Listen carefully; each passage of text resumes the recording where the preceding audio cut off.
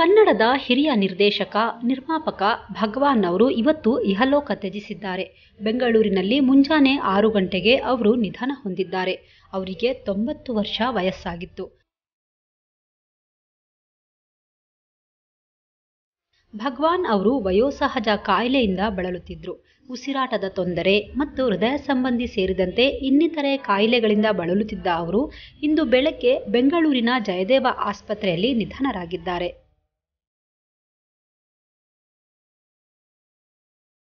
July 5, 1933ರಲ್ಲಿ ಮೈಸೂರಲ್ಲಿ ಹುಟ್ಟಿದ್ದ ಭಗವಾನ್ ಅವರ ಪೂರ್ಣ ಹೆಸರು ಶ್ರೀನಿವಾಸ್ ಕೃಷ್ಣ ಅಯ್ಯಂಗಾರ್ ಭಗವಾನ್. ಇವರು ಬೆಂಗಳೂರಿನಲ್ಲಿ ತಮ್ಮ ಪ್ರೌಢ ಶಿಕ್ಷಣವನ್ನ ಮುಗಿಸಿದ್ರು.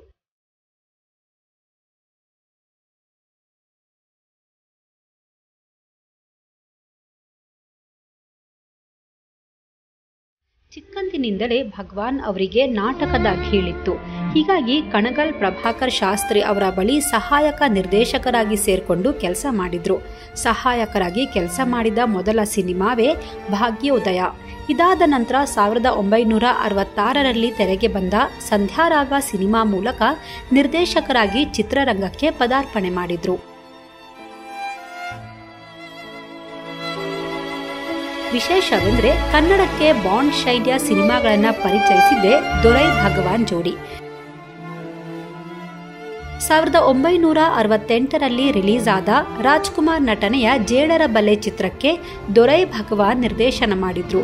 ಈ ಸಿನಿಮಾ ಸೂಪರ್ ಡೂಪರ್ ಹಿಟ್ ಆಗಿತ್ತು. ಇದು ಕನ್ನಡದ ಮೊದಲ ಬಾಂಡ್ ಚಿತ್ರವಾಗಿತ್ತು. ನಿರ್ದೇಶಕ ಬಿ ದೊರೈರಾಜ್ ಹಾಗೂ ಎಸ್ ಕೆ ಭಗವಾನ್ ಒಟ್ಟಾಗಿ ಹಲವು ಹಿಟ್ ಚಿತ್ರಗಳನ್ನು ಸ್ಯಾಂಡಲ್ವುಡ್ಗೆ ನೀಡಿದ್ರು. ಈ ಜೋಡಿ ದೊರೈ ಭಗವಾನ್ ಎಂದೇ ಇಂದಿಗೂ ಎಂದೆಂದಿಗೂ ಪ್ರಖ್ಯಾತಿ ಪಡೆದಿದೆ. ದೊರೈರಾಜ್ ಅವರು 2000ನೇ ಇಸ್ವಿಯಲ್ಲಿ ಇಹಲೋಕ ತ್ಯಜಿಸಿದ್ರು. ಇವರಿಬ್ಬರು ಒಟ್ಟಾಗಿ 27 ಕನ್ನಡ ಸಿನಿಮಾಗಳನ್ನ ನಿರ್ದೇಶನ ಮಾಡಿದ್ರು. ಅಲ್ಲದೆ ಕೇವಲ ಭಗವಾನ್ ಒಬ್ಬರೇ ಡಾಕ್ಟರ್ ರಾಜ್ಕುಮಾರ್ ಅವರಿಗೆ 30ಕ್ಕೂ ಅಧಿಕ ಸಿನಿಮಾಗಳನ್ನು ನಿರ್ದೇಶಿಸಿ ಅಂದಿನ ಕಾಲದಲ್ಲಿ ಬಾಕ್ಸ್ ಆಫೀಸ್ ಉಡೀಸ್ ಮಾಡಿದ್ರು. ಇವರು ಅಣ್ಣ ಅವರ ಫೇವರೇಟ್ ನಿರ್ದೇಶಕ ಕೂಡ ಆಗಿದ್ರು. ಭಗವಾನ್ ಒಟ್ಟು 50 ಚಿತ್ರಗಳನ್ನು ನಿರ್ದೇಶನ ಮಾಡಿದ್ದಾರೆ. 2019ರಲ್ಲಿ ತೆರೆ ಕಂಡ ಆಡುವ ಗೊಂಬೆ ಇವರ ಕಡೆ ಸಿನಿಮಾವಾಗಿತ್ತು. ಭಗವಾನ್ ನಿಧನಕ್ಕೆ ಸಿನಿಪ್ರಿಯರು, ಕನ್ನಡ ಚಿತ್ರರಂಗದ ಗಣ್ಯರು ಸಂತಾಪ ಸೂಚಿಸಿದ್ದಾರೆ.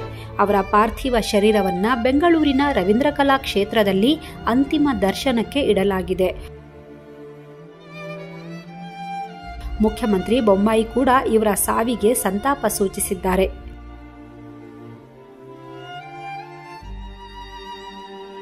ನ್ಯೂಸ್ ಡೆಸ್ಕ್, ಕರುನಾಡು ಟಿವಿ.